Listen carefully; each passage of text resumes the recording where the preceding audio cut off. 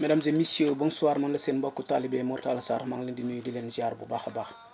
Alors tey nag dañuy ñëw ak yéen ci ñetti point yu gën a am importance donc bi nga xamante ne bii démb tënkal nañ leen donc li ñuy woowee donc il di rilancio nga xam ne moom la ñu approuvé démb donc ba mu nekk en vigueur et tout expliqué woon nañ leen démb donc pratiquement ci avant-goût yu bëri yi ñu defoon ci ay vidéo lu bëree bëri ci décret boobu tey pratiquement lu bëree bëri ci li ñu leen doon expliqué ci vidéo yu bëri aussi moom la ñu reprendre ba tey rek donc jëm ci décret bi ñu voté démb. bu amee lu ci bees moom mooy donc sanatoria bi ñu régulariser ñi amul kayit ak donc providiment bi ñu jëlaat dugal ci donc signe siste yi ak gars yi def golfe et badante peut-être mën nañ ne loolu moo ci bees leneen li ci moom mooy aussi li ñuy woowee donc reddito di emergenza pratiquement waxoon nañ ko ci vidéo yu njëkk yi. alors ñu ñëw rek def benn synthèse bu gaaw ba ñu yàgg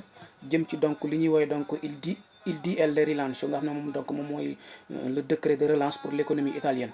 nga xam ne donc décret bu ñu jël pour donc pour mën a relancer économie italienne bi ak aussi décret de soutien donc pour yenn famille yi nga xamante ni ñoom ñoo nekk en difficulté donc fii nii Italie da nga xam ne pratiquement mooy partie bi concerné li ñuy woowee donc il reddito di emergenza. alors dañuy attaqué nu mu gën a gaaw donc la régularisation maanaam jëm ci immigré yi nga xamante ne bi amuñu kayit ñu war leen a régulariser ñu wax aussi ne donc ci biir loi bi pas sanatoria bi mën nañ ne donc dafa ciblé benn secteur ay secteur la ciblé jëm ci ñi ñu war a régulariser. alors mën nañ ne donc du sanatoria boo xamante ne bi c'est général ku ñëw rek donc ku am possibilité rek ñëw mën a dugal donc dafa ciblé ay secteurs yoo xamante ni fa lañ ko accès ak ay requisites pour ñu ko man ak ñu ko mën. secteur boobu moo ngi ko ciblé ci lu ñuy woowee donc l'agriculture maanaam mbay mi napp gi ak càmm gi. donc ak ñi nga xamante ni bi aussi ñooy def lavoro domestique ñu leen di woy golfe et badante donc loi bi ci ñoom ñu gën a accès tey pour donc may leen possibilité pour donc ñu régulariser leen ginnaaw bi ñu amee seen doctorat di lavoro donc mu laajal leen donc régularisation ci contrat bu ñu donc firmare ngir ñu mën cee am kayit. alors am na aussi beneen provvedimento boo xamante mu ngi ci biir sanatoria bi ñu koy woy donc permessi di soggiorno temporaneo maanaam ñi nga xamante ni bi dañoo nekkoon fii tey ci dëkk bi doon yëngatu ci wàllu secteur bi nga xamante ni moom la gouvernement bi ciblé pour régulariser leen jëm ci napp gi sàmm gi ak lu ñuy woowee donc maanaam mbay mi. am na yeneen secteur yu nekk ba tey ci biir nga xam ne donc c'est similaire lu ñuy woowee donc aquaculture ak zootechnia ak aquaculture mën nga ne beneen xeetu genre napp la goo xamante ni donc ñu ngi koy def fépp foo xamante ni donc milieu bu am ndox la donc pour di fa jëlee ay donc ay ressources surtout ay ressources halieutiques loolu mooy donc aquaculture. jëmaan na aussi ci zootechnia nga xam ne donc moo ngi concerné donc entretenir ak courée bi ñuy def ci yenn jur yi nga xam ne dañ leen di réserver téye leen duñ dem c'est différent bi pas ak sàmm gi nga xam ne da ngay donc da ngay dàq jur gi mu dem bi beneen xeetu sàmm la boo xamante ni donc allevamento la boo xamante ni moo ngi concerné jur yi ñuy teg di leen exploiter ginnaaw bi ñu mënee jëlee ci ñoom li ñuy woowee cibo maanaam ñuy génnee ay meew ak lekk maanaam lu xeetook wàllu ndawal gi wala lu mel ni doon ci branche yooyu yëpp donc moo ngi ci biir lu ñuy woowee donc allevamento zootechnia. ok donc provvedimento bi gouvernement bi génn ci loolu moom mooy ne bépp laboratoire boo xamante ni bii donc yaa ngi woon Italie fa doon yëngatu ci secteur boobu te li commencé ci le 31 octobre 2019 sa séjour jeexoon dinañ la may possibilité séjour boobu nga renouveler ko pour 6 mois boo koy renouveler nag di nga fay 600 euros astafurlah di nga fay 160 euros 160 euros yooyu ngay fay yow laboratoire pour donc renouveler sa séjour bi jeexoon depuis le 31 octobre ginnaaw bi nga xamante ne bi yaa ngi woon ci secteur yooyu ma lim. donc loi bi dina la jox possibilité boobu mayaat yeneen 6 mois yoo xamante dañ lay permettre pour nga wut liggéey ci 6 mois yooyu noonu ginnaaw boo amee liggéey nag am na yeneen provvedimento yuy ñëw pour nga changer donc séjour bi mu doon beneen motif lavoro subordinato donc mën a doon donc séjour bu valido di dem ak a ñëw mais permis de séjour temporaire bi ñu lay jox da nga ciy fay 160 euros donc ci biir dëkk bi rek lay valable pour nga mën a wut liggéey ci biir 6 mois yi pour ñu mën la ko renouveler donc changer la ko. loolu aussi bokk na ci biir loi bi ginnaaw bi nga xamante ni ba tey loi bi permettre na datore de lavoro yi bi nga xamante ni amuñu benn provvedimento penale jël ay nit donc defal leen donc contrat régulariser leen pour ñu liggéey ak ñoom. alors loolu moom moo concerné woon datore de lavoro bi nga xamante ni donc moom moo mën a def demande bi ak liggéeykat bi nga xamante ni donc moom moo ngi ci dëkk bi ñuy fàttali ne rek mesure la bu concerné képp koo xamante ni bi donc yaa ngi woon ci biir dëkk bi avant le 8 mars. te ñu mën ko justifier ci lu ñuy woowee donc ay justificatif yoo mën a indi yow wane woon ne donc continuellement yaa ngi woon ci biir dëkk bi avant le 8 mars. wala aussi ñu mën koo justifier ci li ñuy woowee donc photo segnalazione yoo def questura wala nga teg baaraam wala nga donc jaar questura ñu xam ne yaa ngi woon ci dëkk bi avant période boobu donc mesure bi ñooñu la gën a concerné. alors wax nañ donc permission de séjour temporaire pour 6 mois. ok dañuy ñëw aussi ba tey ci datore di lavoro bi nga xamante ni moom moo mën a dugalal nit kayit ak datore di lavoro bu mënta dugalal nit kayit. loi bi nee na bépp datore di lavoro boo xamante ni donc dañ laa condamné woon pénalement maanaam nga doon favoriser immigration clandestine wala lu ñuy woowee prostitution wala donc nga doon def sfruttamento al lavoro doon exploiter nit ci liggéey bi donc yow doo mën a dugalal nit kayit. donc loolu loi bi donc mënu laa permettre donc nga dugalal nit kayit. liggéeykat bi aussi nga xamante ni man donc moom la ñu war a assumer pour moom wutal ko kayit moom it bu amee ay condamnation pénale loi bi moom it daf koy exclure moom mooy ne warta nekk koo xamante ni bi donc amoon nga lu ñuy woowee donc il decreto di divieto maanaam pour nga génn dëkk bi donc lu ñuy woowee peut-être decreto di expulsione wala donc ñu condamné la woon jëm ci wàllu donc ay donc lu ñuy woowee donc wàllum sinébar stupéfianti maanaam ak jëm ci donc moom it immigration clandestine wala donc lu jëm ci xeetu wàllu prostitution lépp loo xamante ne xeetoo naag lu mel noonu yow liggéeykat bi ñu war a dugal kayit nga laal ci donc loi bi da lay exclure donc ci demande yi doo mën a bokk donc ku koy présenter. je pense que aussi loolu leer na nañ li ci ëppoon di leeral daal mooy mesure la yoo xamante ni bi sénatorial la boo xamante ni donc ay catégorie de liggéeykat la concerné jëm ci golfe et badante yi ak ñi nekk ci wàllu napp gi mbay mi ak donc càmm gi. ok donc loolu leer na nañ wax nañ leen donc liggéeykat bi ci mën a dugal ak liggéeykat bi ci mënta dugal wax nañ leen tamit aussi datore di lavoro bi mën a dugal nit kayit ak datore di lavoro bi mënta dugal nit kayit. donc datore di lavoro boo xamante ni bi yow say donc mën nañu donc tout est en règle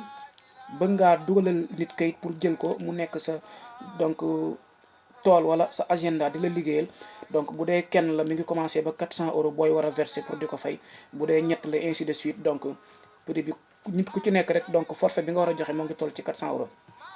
bu jëmee ci liggéeykat bi nga xamante ni bi nag moom dafa nekkoon ci dëkk bi te doon yëngatu ci secteur yooyu secteur agricole càmm gi mbay mi wala napp gi te sa séjour jeexoon depuis le 31 octobre 2020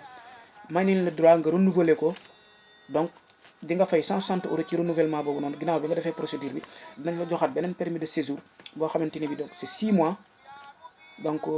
temporaire lay doon. Italie rek lay valable ci biir donc secteur bi pour permettre la nga mën a wut liggéey boo amee beneen liggéey ci 6 mois yi nga changé ko mu nekk lavoro subordinato donc nekk séjour bu valable donc di dem fépp ak donc di liggéey ak leneen loo ci bëgg a def. donc wax nañ leen daal lépp li nga xamante ne moom moo aajo ci liggéeykat bi ak donc datore di lavoro bi ku ci nekk rek preuve yi nga war a indi ak ni nga war a mel ak ki nga war a dugalal ak ndax dinañ ko nangu ak dinañ ko accepter. ok loolu yaakaar naa donc leer la liñ ciy fàttali rek moom mooy xam ne donc sénatorial la boo xamante ni bi pa loi bi daf ko accès ci yenn secteurs yi mooy secteurs yi ma leen limal rek agricole donc jëm ci wàllu mbay napp ak càmm képp koo xamante ni yaa ngi woon ci secteur boobu pratiquement du jafe pour ñu mën la régulariser ginnaaw bi nga amee datore di lavoro. ku nekkoon ci secteur bi aussi tamit te sa këyit jeexoon le 31 octobre te amoo benn condamnation pénale loi bi may na la donc nga renouveler ko ginnaaw bi nga defee procédure bi fay 160 euros donc dinañ la joxaat permis de séjour temporaire 6 mois pour permettre la nga mën a wut liggéey donc mën a amaat beneen séjour lavoro subordinato pour mu nekk séjour boo xam ne donc dina mën a durer day dem fépp du bokk ak temporaire bi nga xamante ni ci biir dëkk bi rek lay yem pour juste permettre la pour nga wut liggéey. ok donc deuxième point bi li gënoon a am solo donc ci decreto diciamo il DL di rilancio donc wax nañ leen ko yaakaar naa donc loolu moom mooy li ci gën a leer. ok alors fi ñuy ñëwaat mooy li concerné li ñuy woowee donc bonus per golf e badanti nga xam ne ñoom jotuñu woon a dugg ci il di PCM di marzo 2020 ñu duppee woon ko donc la legge Cura Italia bii pa il décret di rilancio ñëw na pour dugal ci ñi nga xamante ne bi ñoom ñoo doon def golf et badanti donc dinañ am possibilité donc li commencé ci weeru avril ak mai dinañ am possibilité donc assegno 500 euros ci ñaari weer yooyu weer bu nekk bu ko defee donc day nekk 1000 euros. donc ci biir loolu nag am na ay contraintes ba tey yu loi bi teg jëm ci kiy def golf et badante te bëgg a laaj ci bonusu ñaari weeru 500 euros yooyu. donc d'abord ku am contrat indéterminé jëm ci lavoro golf et badante bokkoo ci, ñu leeral loolu. donc moo ngi concerné daal képp kuy def golf et badante te ci biir golf et badante boobu donc say heure settimanale maam ëpp na 10 heures settimanale ginnaaw bi nga xamante ni moo xam benn contrat nga am wala ñaari contrat nga am, mais heure yi rek na supérieur à 10 heures de temps ëpp ko. te aussi yow liggéeykat bi def golf et badante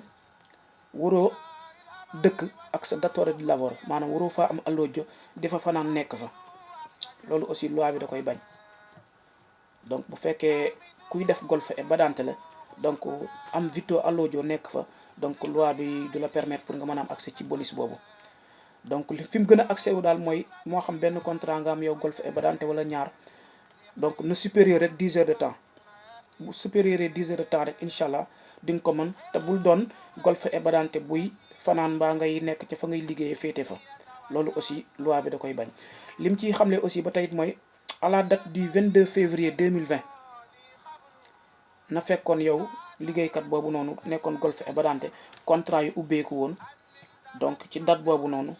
nga amoon moo xam benn contrat wala ñaari contrat te ñu nekkoon ay contrat yu nekkoon une règle rek yoo xamante ni donc ay contrat yu reconnaître la te heures yi ëpp 10 heures de temps te nga bañ a fanaan fa ngay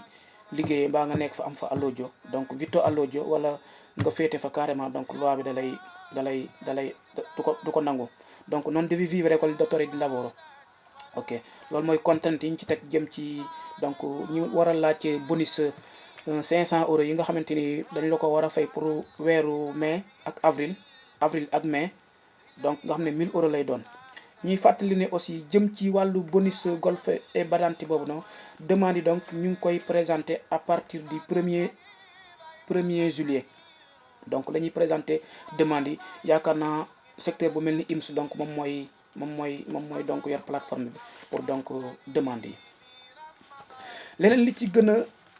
fës tamit moom mooy li ñu woowee reddito di emergenza, waxoon naa leen ko ci vidéo yi mujjee. donc concerné woon famille yi nga xamante ni bi donc ci jamono bi nga xamante ni bi moom mooy jamonoy Covid 19 bi dañu amoon ay donc difficulté financière, donc ñu war leen a soutenir ci biir décret bi ñoom it prévoir leen li ñuy wax REM, moom mooy donc il reddito di emergenza.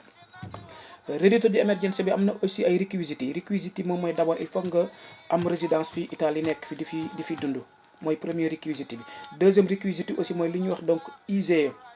IGE boobu donc pratiquement donc dañ koy laaj ci képp ku bëgg a def demande bi. IGE boobu aussi nañ ne donc na bum supérieur 15000, donc bum supérieur 15000 maanaam 15000 di reddito lañ siy laaj. waxoon nañ ko ci vidéo yi nga xamante ni donc moom mooy vidéo yu njëkk yi. résidence bi nga am ko en Italie ak IGE bi nga xamante ni ñu ko natt ci mu bañ a donc supérieur 15000 euros. ok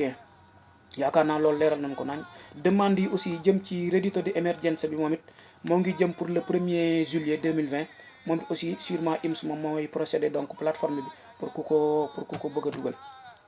ok je pense que 3 points yooyu ñoom ñoo nekkoon ci lu ñu doon leeral rek gënoon a am solo jëm ci décret bi. di fàttali ne demande yi nga xamante ni bi donc pour régulariser nit ki la defal ko kayit jëm ci wàllu sanatoria bi mu ngi départ donc le 15 juin donc lay départ jëm ci ñi ñu war a régulariser defal lañ kayit nga xamante ni décret bi sanatoria bi nga xamante ni dugal nañ ko ci biir DL Rilancio bi donc indi na ko. 3 points yooyu daal yaakaar naa ñoom ñoo gënoon a leer ci donc décret bi wàcc démb, te daanaka fekkoon nañu leeral ko ba mu leer nañ ñu jëm ci donc wàllu décret bi nan la doon demee ci vidéo yi njëkk yi. ñu ngi leen di sant di leen ñaanal yéen ñëpp yal na yàlla defal jàmm, jërë ngeen jëf.